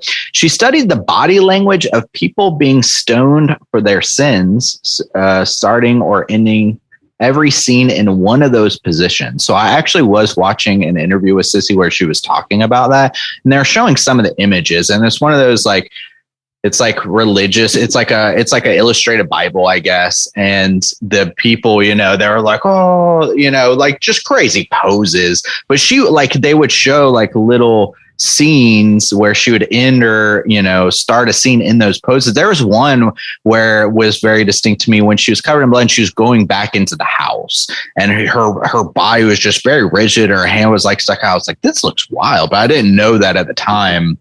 So I think she did a really, really great job with that. Method actress. She's really getting into it. Gene Siskel of the Chicago Tribune gave this film 2.5 stars out of 4 and called it a crude shocker with a little style, praising the strong performances, but saying that the movie falls apart during the climax, which he described as crude and sloppy. Damn. The only thing sloppy was that. God damn it, Ralph, get out of here. Yeah, that flip scene of the car. That was, I don't know about that. The final scene, this was cool. The final scene in which Sue reaches towards Carrie's grave. It was shot backwards to give it a dreamlike quality. And this scene was inspired by the final scene in Deliverance, which we covered, and I cannot remember. I was trying to think about that, and I was like, I don't know what that was. Same. Yeah. I don't Same. know. To go.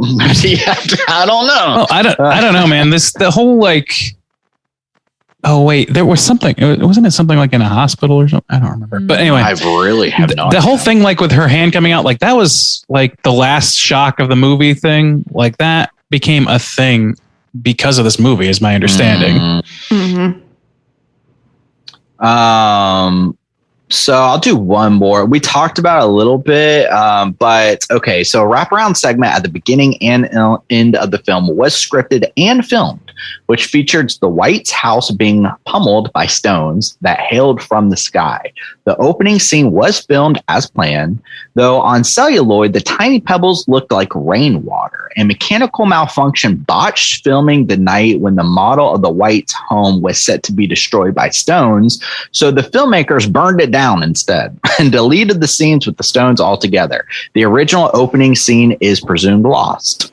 So there you go. Yeah. Good trivia, Bob. Hey, thanks for reading it. You did good. No problem. Let's go ahead and jump into our Cooter of the Week. Straight chillin'. Cooter of the Week.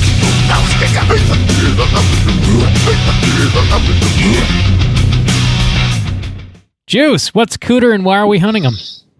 Thanks for asking, Bob. Cooter's a character type and a straight, chillin' exclusive. Cooter must hit 3 of these 5 points to be considered Cooter. We want a Cooter with the most points. Last time, Nicole nailed all 5 points. I want to see if she can do it again. Nicole, what are the 5 points of Cooterdom here at Straight Chillin'? Okay.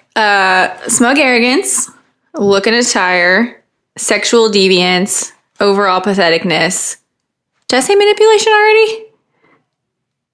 I don't think so. I don't think so. I think that was the fifth one. Yeah.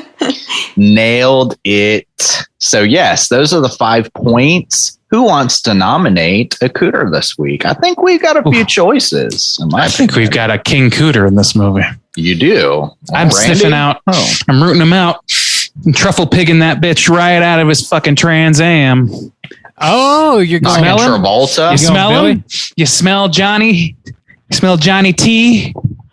I would have said Chris, is a goddamn Cooter. Actually. Well, go ahead. I was leaning between the two. It might be a power couple. It might be a power couple situation, but I think that, like, Rob, you had the most to say about this character already. I want to hear you make this argument for me because I think you've got it.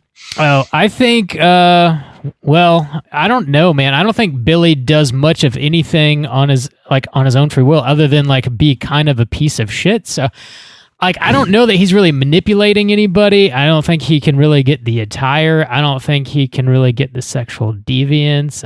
Maybe arrogance and patheticness. I would give him that.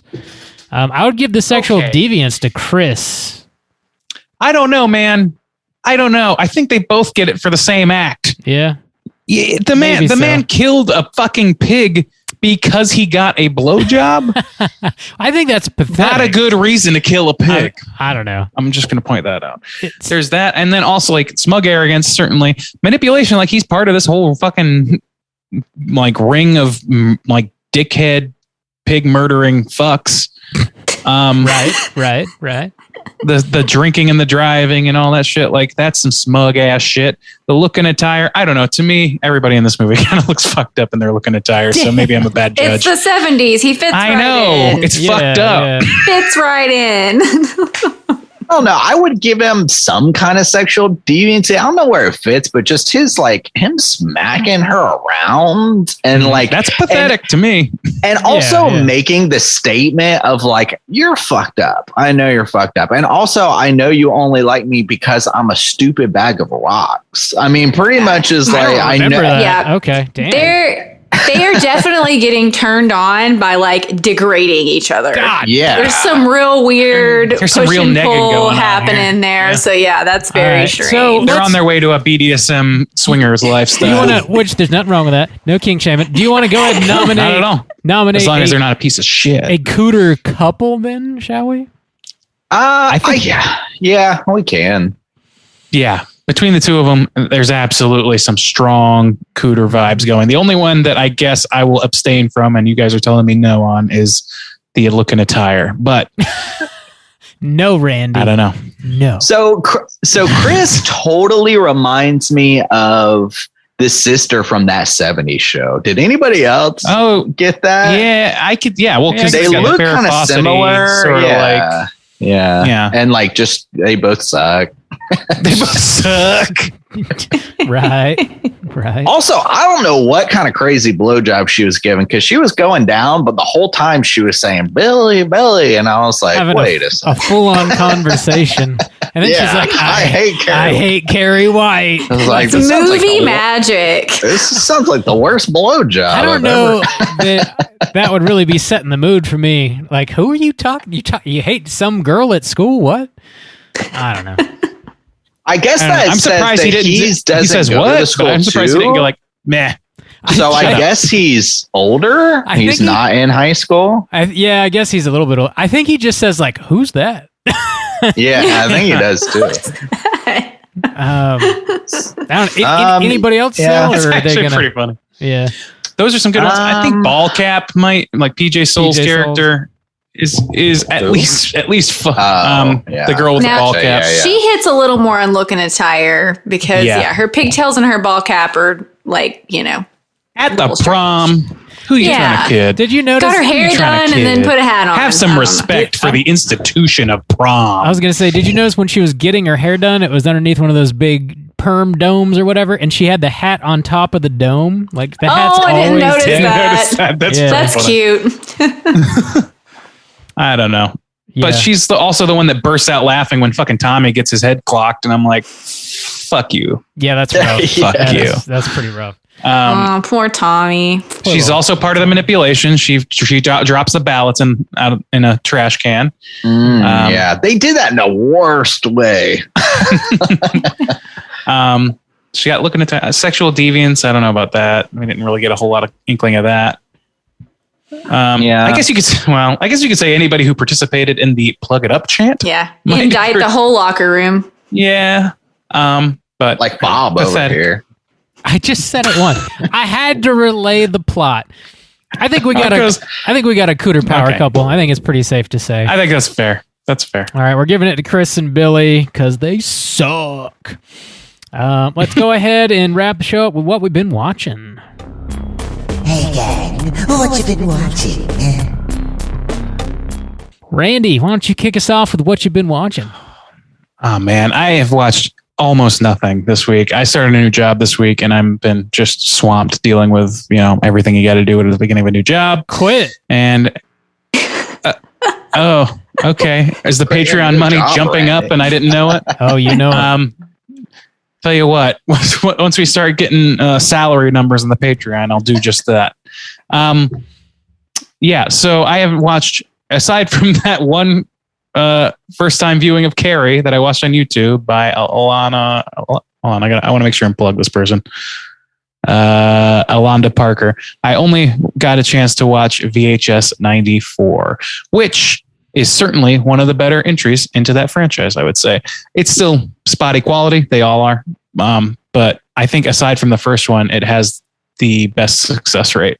I did not like the wraparound for that movie, though, at all. It's always so hard to get those right, man. Like, none of them are really great. But they're not. But, like, especially in this one, the acting was a real problem for me in that one. Yeah. But the first, I would say 2, and then maybe even the last segments. I think there were 4 outside of the wraparound, right? Yeah, 4. Only really like the third one was didn't really hit me at all. I didn't like that one. Really? The fourth one was the lackluster bit. I liked the oh, really? I liked that one. Yeah, it's a cool idea. Yeah, it was a great idea, and I thought it was a little catharsis going on in that one for me. Maybe. Yeah. That's all I got a chance to watch this week, though. So I'm sorry to say I got nothing else. All right, no worries. Nicole, what have you been watching? So of course, spooky season. I've been watching lots of stuff, but in the past week and a half, I haven't watched hardly anything because we have been traveling and we've been visiting with friends, and I have been going out almost every night. So I haven't been viewing much. But I have gone to some spooky events, so I will talk about those instead. A couple weekends ago, we went with some friends of ours to a pop-up horror bar in a nearby city at a pinball bar. And so they brought in a bunch of specialty pinball machines that are horror themed. So we had Nightmare on Elm Street, we had Tales from the Crypt, we had, what else did we have? There was a Phantom of the Opera one that was really cool. Just lots of cool stuff. And they had all of the, the dry ice drinks and the, glowing drinks, stuff I would never in a million years normally order. I was like, I want the fruitiest, brightest drink you can give me. Hell yeah. Yeah, and it was a blast. Every booth had its own theme. So there was a Friday the 13th theme. We sat in the Beetlejuice theme. There was a Mad Science theme, and they were all really, really good. Whoever put this thing together just knew what they were doing, and it was an absolute blast. That sounds awesome. And we went on a weeknight, so it wasn't too crowded. We there was plenty of room to move around and didn't take forever to get drinks. So that was a blast, and we will be doing that next year as well. And then this past weekend, we got to go to Halloween Horror Nights. And we decided kind of last minute, because we were going to go to Spooky Empire, and then I decided there's not enough people there that I want to meet to make it worth it, so let's do Halloween Horror Nights instead. Have to say, it was not the best time. Because we went on a Saturday, and and it was on the 24th, so it's late in October on a weekend. We've never done that. We've always gone on weeknights. But just because of the way the trip fell, we had to do it on that day. And so we were like, oh, we're mentally prepared. We know it's going to be crowded. Like, we know lines are going to be longer. It'll be fine. It was not fine. We also were like jet lagged from 2 days of nonstop driving. So I think we overestimated our energy levels. Speaking of being crusty, it's like, oh, we're in our late 30s trying to stay at Halloween Horror Nights till 2 a.m. It's not happening. It just means like more shit I gotta do now. So yeah, we still had fun though. Like, I don't want to say we didn't have any fun. Like, we did 4 houses, which is a little under half because there were 10 this year. We didn't get to do any rides because the lines were just too long. So we did Haunting of Hill House, which was okay. I would like for it to have been better. But also we were in kind of a weird spot in the line where like all the characters kept coming out either right before or right after us. So I feel like we missed. That's the ideal spot to me. Yeah. Well, I know to some extent, because then you get to actually like look around a little bit more, which is always nice. But so we did that one, and then I think my favorite one of the ones we did was there's one with like puppets, and it was pretty cool. Of course, I mean puppets are always a good scare, but there was one room in particular that was just like racks of costumes. And I had never seen a room quite like that. So you're kind of like trying to move through this room and it's really hard to tell where you're at. And you just know somebody's going to pop out of those costumes at any moment.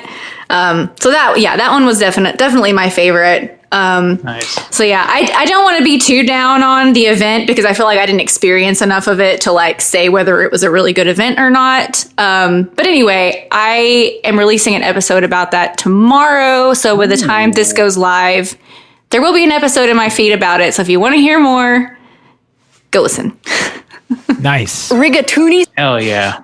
Perfect. Juice, what you been watching? Dude, the last week before Halloween, so I've been knocking out all the classics. I'm talking Hocus Pocus. Yeah. I'm talking Over the Garden Wall. Yeah. Oh, yeah. Trick or Treat. Yeah. Oh, yeah. Nothing new. I've gotten to the point in my Halloween life where, I watched Titan or whatever. Yeah. My Halloween life where I'm not really watching a lot of new Halloween films or like different. I watch like the same shit every year. Trick or Treat, Over the Garden Wall, I haven't got to watch Ghost Watch this year. I don't know if I will. I really There's want nowhere to find it. I've looked. You told me that before, and I found it. I'm on. Well, I guess that's true. But I have a DVD, but I don't have a region-free player. It's been driving me nuts. I found it before. If I can find that link again, I remember what website it's on. I'll send it to you because I posted in the Slack, I think last year, because the people had the same problem. So I'll try to find it for you. And so yeah, mainly just all the classics. Nothing new except that. That new French film, which we talked about last time. Oh, we didn't talk about it. No, what is Titan or Titan, whatever.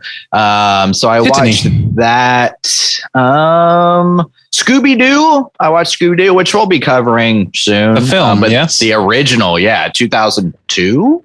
So Get we'll to be the sequel that before we do that. next week. Yeah, I should. Do it. So that's all the stuff I've been watching, all the staples for my Halloween month. Rob, what you been watching, my guy? Man, I hit some of the classics. I had to watch Beavis and Butthead's Butt-O-Ween, which is hilarious and very, very stupid. I also had to revisit Pete and Pete's Halloweenies episode because it's a fucking classic.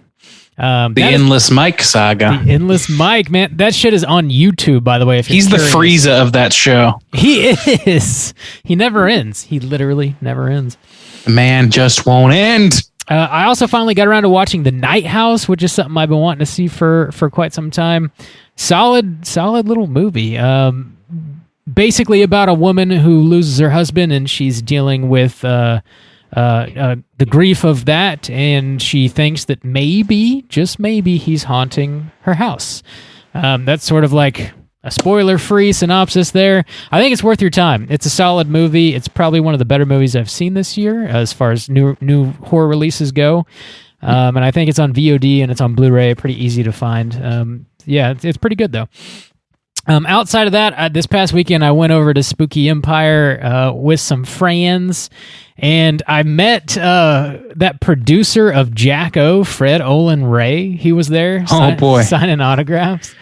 I got him to sign my Jack-O DVD, and I talked to him for a little while. And if you guys are listening and you haven't listened to our review of Jack-O from a few weeks ago, that commentary between like the director and the producer is like literally the best commentary I've ever heard. They like completely eviscerate each other by the end of it, and it like their relationship completely falls apart. It is insane. It is a crazy thing to listen to, and I highly recommend it. But I didn't want to like dive right into that like as I was talking to him, but I was like, yeah, I really like Jack-O. It's solid, shot in Florida, which is really cool. And I told him about the podcast, and I was like, yeah, I don't know, you ever do like podcast interviews? He's like, yeah, totally. And I was like, well, hey, here's a sticker, maybe we'll get you on. He's like, yeah, okay. So I don't know, maybe we'll talk to Fred Olin Ray one day. Who knows? All right. It was a lot of fun hanging out at Spooky Empire, saw some cool people, bought some neat things, some amazing cosplay, and I got a jack-o'-lantern tattoo, so you can't go wrong with that. That's pretty much what I've been doing with my life. Real quick, Randy, just shot you that link for Ghostwatch, my guy. Let's get digital media, right, Bob? Already found it. Just steal it. I won't be accepting because I don't do things that aren't legal. Just steal it. It's actually totally legal. I think it might be. I think it actually is. It's like, I own it anyway, so fuck it. Yeah. I don't care. I literally own a copy of it. I'm an owner. I've licensed it. It's mine. That's what Randy is going to be watching. If you need the goods, hit up Juice on the side a little, let's get digital media black market. This sounds gross and I don't like it. But yeah, we don't have any voicemails for Hotline Scream this week. But if you are listening, would like to call and leave a voicemail for next week, you can do so at 904-638-3231. I don't know. You guys got any prompts? Maybe some Halloween related stuff. Good Halloween memories. What'd you do this Halloween? Because we'll be recording after Halloween next episode. What's your best and or worst Halloween costume you ever did? Tell us that. Sounds good. I was once Al Borland. I remember the day we found that out. I do too, because it's the day that I lost my true name. The day you stopped calling me Andy. Borland? You were a kid when you were Al Borland. Oh, right, yeah. I was 25. No, it was last year. Last year. I should go as Al Borland again this year. You should. I got the flannel. Do it. That would be dope. You're halfway there. Just get the I got the beard now. Actually, it's not that far of a stretch. I could be a Richard Karn type, sure. Do it. Yeah. Call in. Let us know what you're dressing up as. Was it good? Did it suck? 904-638-3231. Nicole, again, thanks so much for sitting in with us. It's always a pleasure having you on. Why don't you take another moment and tell everybody where they can find your podcast just one more time? All right. Light and Shadow, a horror podcast. You can find me on all the podcatchers, Facebook and Instagram. It's at Light and Shadow Pod. And you got 2 episodes from me this month. So storytelling episode and a Halloween Horror Nights kind of overview. So please check it out. Follow me. And thanks for having me on again. This is always a blast. Absolutely. Thanks, Nicole. Yeah, you're our Stephen King expert. You did Cooge with us. The Cooge. The Cooge, the Cur. Oh, Cooge. Yeah, you're a big Stephen King fan as well. Is that yes. correct? Always happy to talk about Stephen King. And, if you guys ever end up doing like one of his really ridiculous adaptations, those can be really fun. Like someone needs to ask for Graveyard Shift for the Patreon pick. That could be a ton of fun. So just putting it out into the world. Maximum Overdrive either. Or Maximum Overdrive. I've heard things mostly about cocaine. Cocaine fueled. Yeah, that shit's wild. Is that the one he forgot he wrote? He directed. It's the one he directed. I guess and it's the one where he real high. Never. Yeah, Lives were endangered. Lives were endangered. Yes. That's the tale. That's the tale. Not what you want to hear. But yeah, so we're going to be back next week with a brand new show. As Justin has already alluded to, we're actually going to be talking about another Patreon pick, which is Scooby-Doo from 2002. This was chosen by Logan. Thanks for showing us some love over on Patreon, Logan, and picking a flick for us to review. Slam your eyeballs into Scooby-Doo. Get ready for next week's show. Until then, please rate, review, and subscribe to us on iTunes. Follow us on Twitter at STR8_chilling. On Instagram at Straight Chilling Podcast. You can send us an email through our website, straightchillingpodcast.com. And until next week, as always, all you mother truckers, please keep chilling.